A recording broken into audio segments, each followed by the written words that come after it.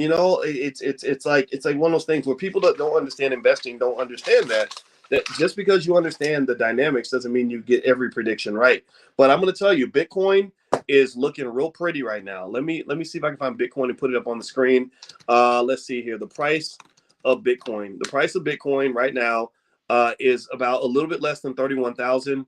And I'm going to share this on my screen so you can see the chart of what Bitcoin has been doing. It's been just a really beautiful investment lately. It's right now it's gone up 14% in the last month. That is a massive increase. The last 6 months has gone up 83.94%. 83.94%. So if you were buying Bitcoin back when it was at that, 10, 15, $20,000 range, whatever, then you're making a ton of money. You go back a year, it's gone up 53% over the last 5 years. Look at this. Pay attention now. Look at this. This is why the investors that have the long view are the ones that win. If you have Bitcoin for the last 5 years, bought it, sat on it, didn't do anything with it, didn't freak out, didn't go crazy, didn't follow the fads and the trends, you made 395% in 5 short years. 5 years ain't that much. A lot of college students take 5 years to graduate. 5 years, that investment has gone up 400%. And it's, look how far down from its peak it is. Its peak is what, about 64,000. It's still in a slump. It's still in a slump. So even with the slump, you're killing it. You've literally 4x your money.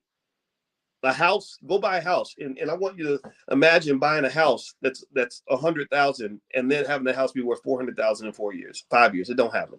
Or $300,000 house that's 1.2 million in 5 years. That does not happen.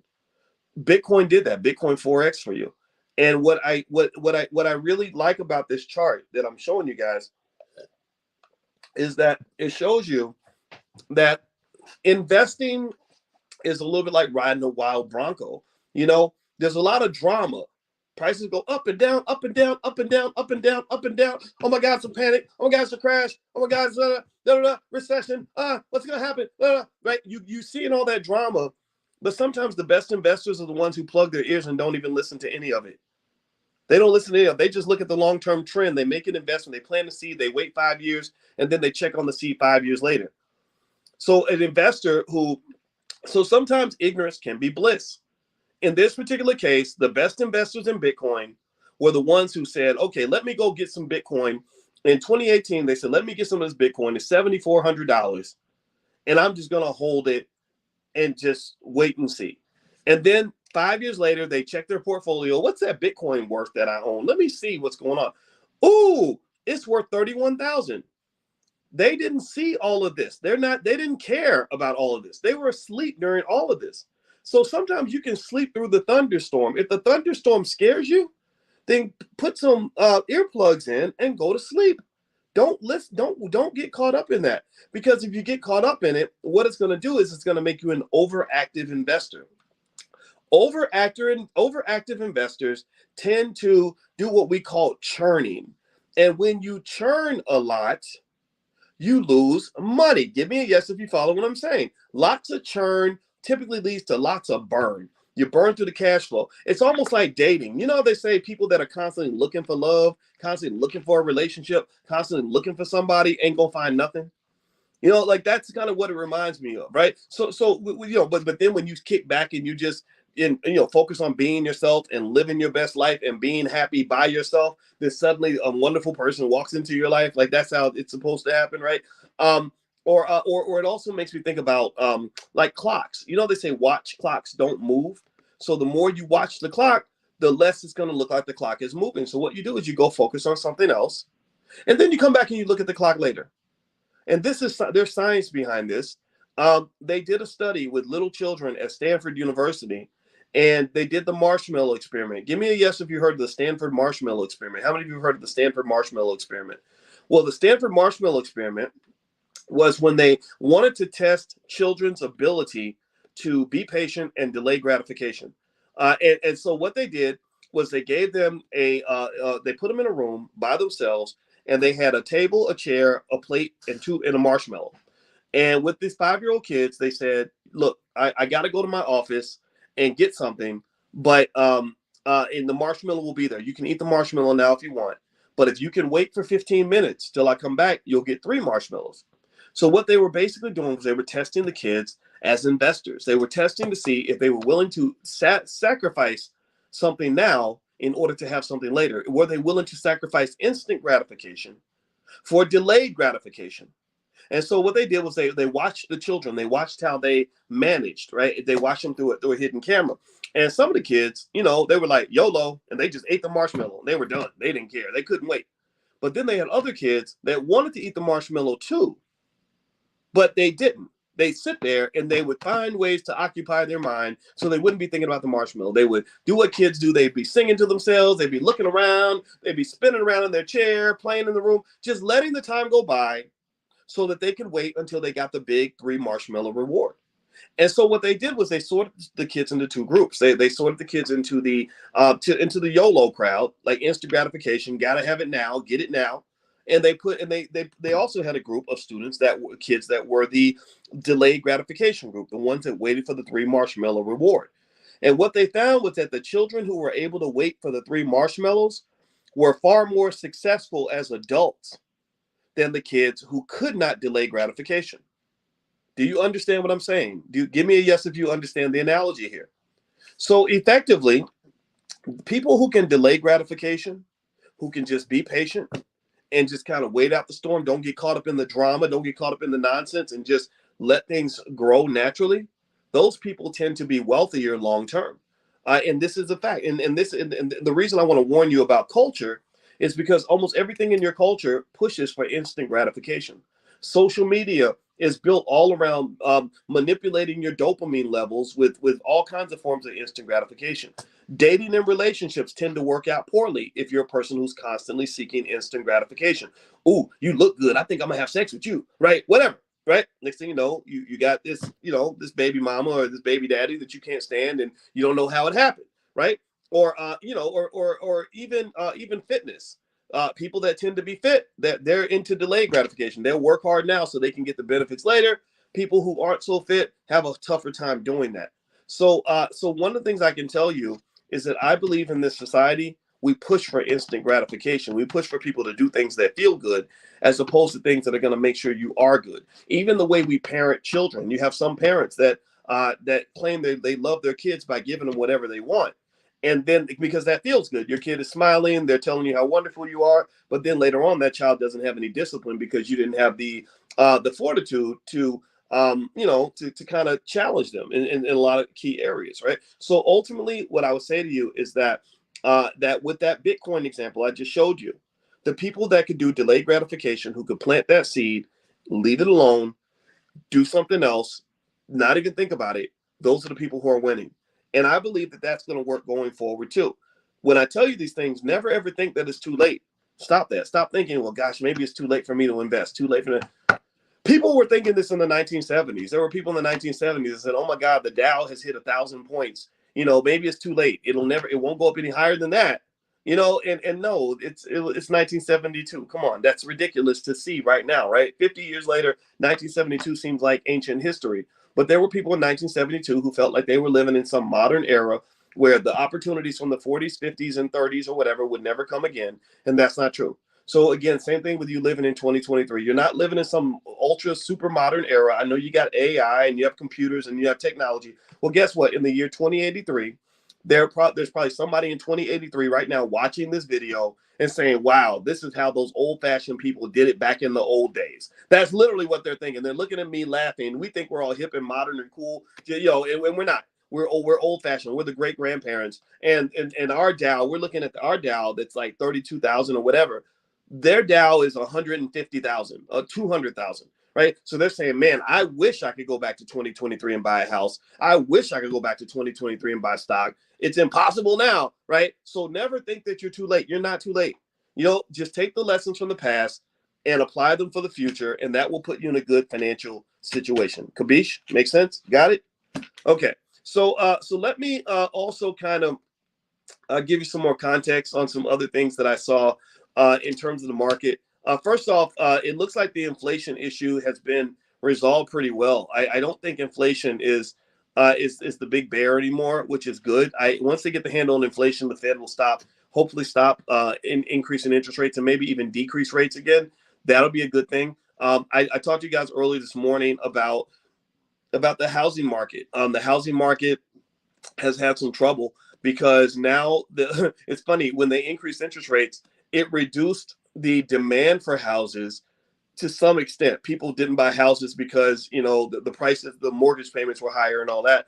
But the problem was that the supply also dropped. So because when interest rates went up, if you sell your house, you've got to go out and buy a new one, right? So basically what's happened is that housing prices are still high because even though the demand for houses dropped, the supply also dropped, because people like me who are locked in a 3% mortgage, we're like, no, I don't want to sell the house that has a 3% mortgage. So what, I can go out and get a 7%? No, I'm not doing that. And then buy this and then have to go back into this market and buy another house. It's like divorcing your spouse and having to date again. If you think the dating pool is garbage, then you say, you know what, I think I'm gonna stay married to this person because the stuff out there is pretty terrible, right? So the same thing is true with buying a house. Like if we were to sell our house, suddenly we're single again, right? We can go pick our house that we want. That's good, but the problem is housing prices keep going up, up, up, and also interest rates have gone up, up, up. So there is a little bit of concern in the housing market. Also, commercial real estate is just about to go flop in the toilet. That's a real concern. A lot of these buildings in the city, these office spaces in the city that companies were paying big money for, they're just not doing that anymore.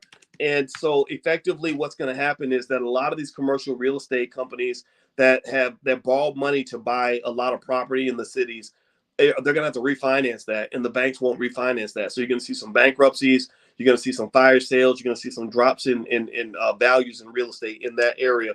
So we're not out of the woods yet. In fact, we're not only are we not out of the woods, we're literally like just probably deeper in the woods than we've ever been. But there's nothing to fret. I think overall the good does outweigh the bad.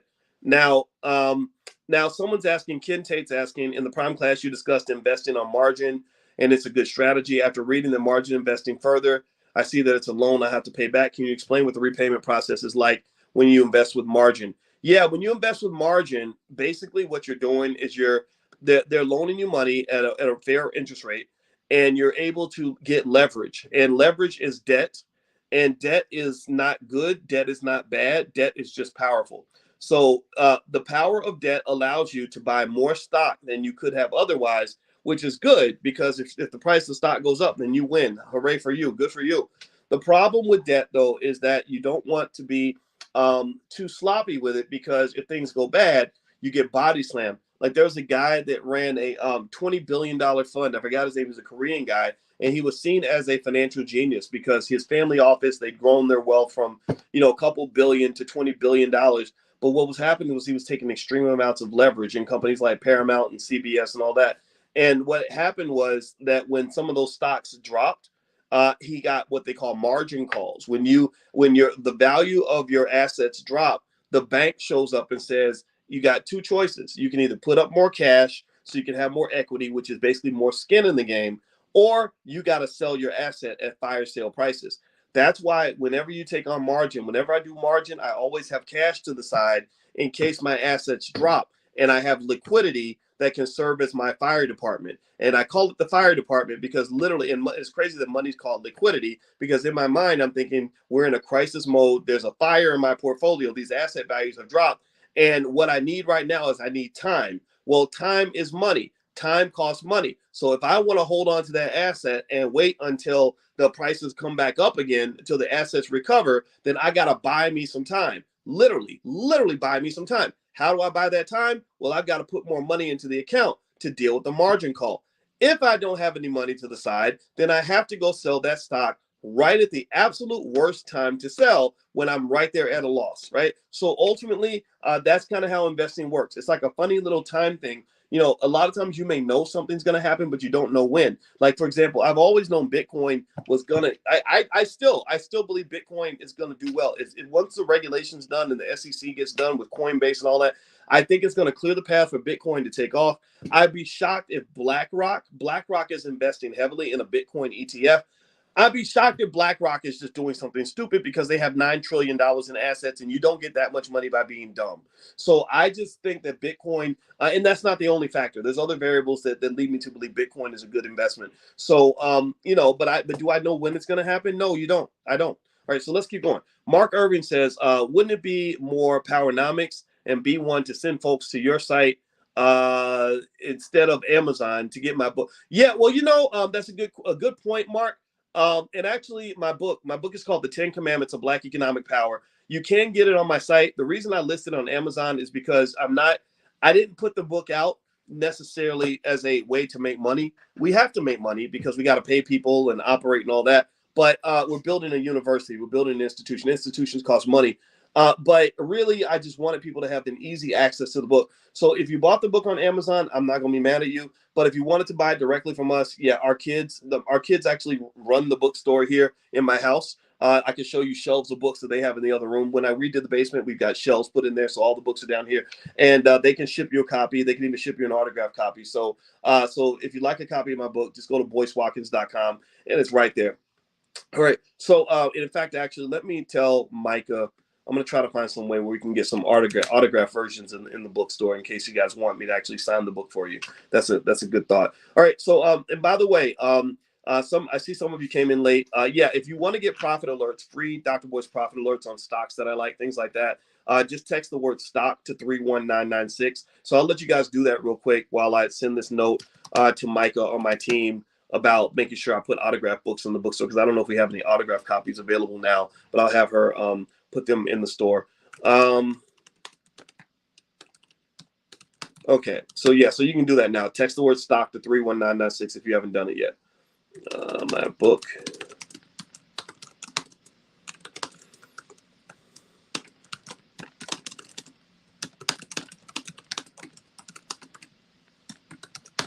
Okay, perfect. All right, so that'll be available soon. Give us about 3 or 4 days. It's the 4th of July, so I'm not going to ask her to do stuff on the 4th. All right, let's see here. Novatech. Gary asks, is Novatech a good investment? I think Novatech's a pharmaceutical company. I don't have an issue with it. I think that the key thing, though, is that if you invest in a pharmaceutical company, just understand pharmaceutical companies have a lot of what is called jump risk. So those stocks, if they're dependent on some sort of clinical trial result or something like that, those stocks can collapse on you really fast, or they can grow really fast. So make sure you diversify. Just be really careful, because some of them can't make money. Like we had that company, Madrigal Pharmaceuticals, in the Prime program that literally 10x in one weekend, where literally the stock price went from like $40 to $250. And a lot of you made a lot of money because that was one that we talked about that week. And a lot of you invested in it, I know for a fact. And even I invested in it because I liked what I saw. So there are opportunities out there. Pharmaceutical companies can be good that way, but don't think that happens on a regular basis, because it doesn't. And those of you that are in the Prime program, I will reach out to you very soon with some more money makers in terms of stocks that I think you can sell options on and generate income from.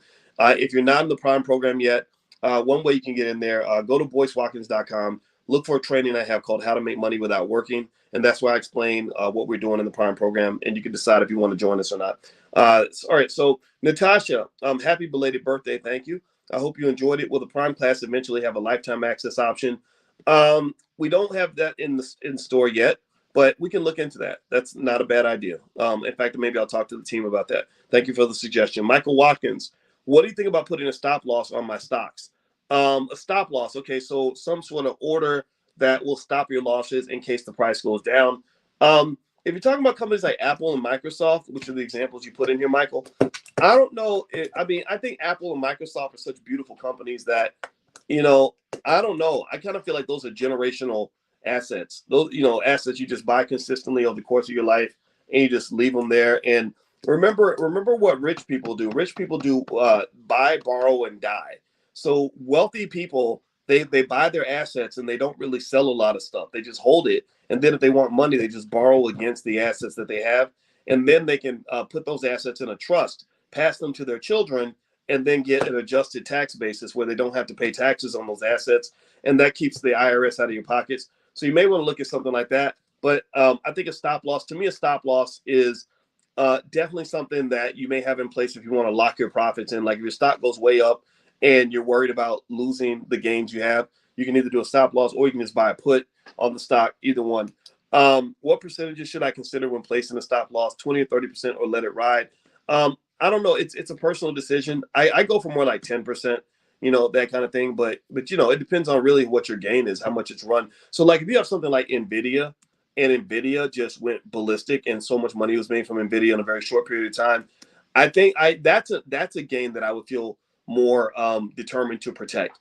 I feel like Nvidia. I mean, that stock just like I think it doubled in the last 6 months or something. So with something like that, I actually started selling some Nvidia because I didn't want too much of my portfolio to be in one place. Anyway, Brett Garrett, under the section of things that you are buying, the stocks are these stocks to hold or stock options? Okay, so yeah, so if you log in at the blackbusinessschool.com, you'll find what Dr. Boyce is buying. Those are stocks that I'm buying right now this week. Or you'll find in the Prime program, you find Dr. Boyce Moneymakers. Those are stocks that I'm not using as long-term investments. Those are stocks that I use for income. I generate income by selling the options on those stocks. The moneymakers tend to be more volatile, riskier assets because those generate the highest income. So, for example, C3.ai, that's one that I've held for a long time, not because I think the company is a great company, but because the company generates good money from the stock options, right? But then there's some companies that I like to hold just as long-term investments. So if you're not sure about these sorts of things, just go to my website, go to boycewatkins.com, and you can find some of that stuff there that you may want to look at. Again, if you're interested in the Prime program, just look at that training on boycewatkins.com called How to Make Money Without Working. LaShawn Fullerton, when signing up for Robinhood, why did they ask for your social security number and employer name and occupation? Why did they ask that?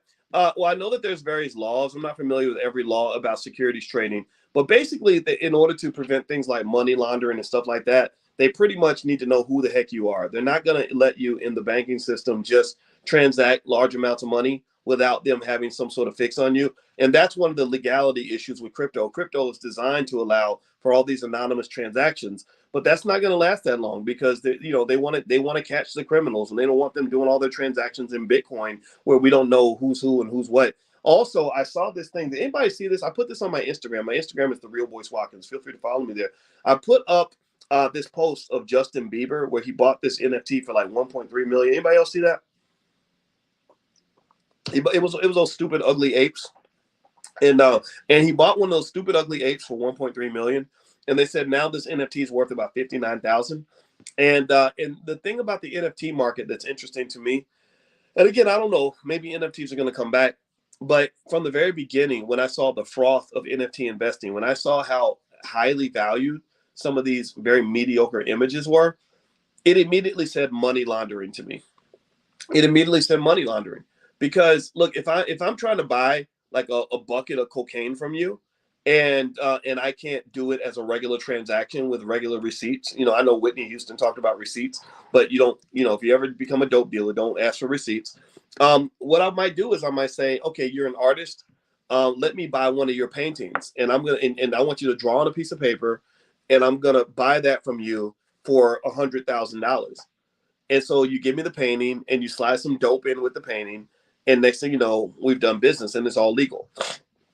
Right. So I think NFTs were money laundering. I think that and also I think the music industry basically used the power of celebrity to get regular people to pump their money into this stuff. Like one thing that you have to understand is that there was a lot of financial fraud that occurred and legalized fraud that occurred during the 2020 and 2021 time period where so much money is being made.